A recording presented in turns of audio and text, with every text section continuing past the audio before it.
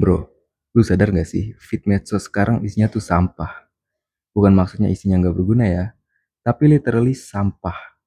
Ada pantai penuh plastik, sungai kayak tempat buang limbah, sampai TPA yang udah overload. Dan lu tahu nggak, ini bukan drama sinetron, ini krisis asli. Coba dengerin nih.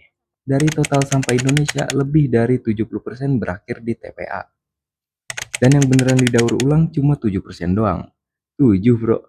Sisanya numpuk, nyebar, dan parahnya hampir setengah rumah tangga di Indo malah milih bakar sampah sendiri. Dan lu pikir itu solusi? Salah besar bro. Itu malah nambah polusi yang lu hirup tiap hari. Sekarang pertanyaannya, kenapa sih sistem sampah kita bisa separah ini? Oke, dengerin gua baik-baik. Gua breakdown jadi 3 hal bro. Satu, TPA udah KO. 80% TPA di Indo udah melebihi kapasitas. Kayak perut abis all you can eat. Udah nggak muat lagi. Kasus Sari Mukti di Bandung, Bantar, Gerbang di Bekasi udah tanda-tanda bahaya bro. Dan kalau meledak kayak tahun-tahun lalu, itu bencana ekologis men.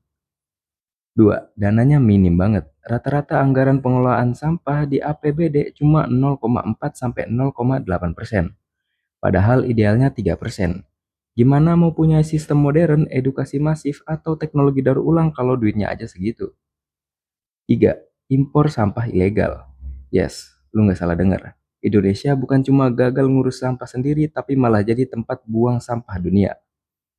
Tiap tahun lebih dari 250.000 ton sampah plastik impor masuk ke sini. Katanya buat daur ulang, tapi ujungnya banyak yang malah nyampur dan numpuk di tanah kita sendiri. Gila nggak tuh? Negara plus 62 jadi tempat buangannya negara maju. Sekarang gua tanya, terus hubungannya sama kita apa?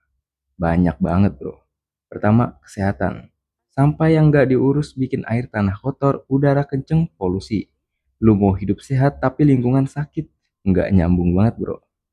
Kedua, climate change. Sampah organik di TPA itu nyiptain gas metana. Gas rumah kaca super kuat. Hasilnya, cuaca makin aneh, banjir makin sering, dan itu semua kejadian pas kita lagi di umur produktif. Ketiga, duit TPA kolaps. Biaya pengelolaan naik, pajak ikut naik.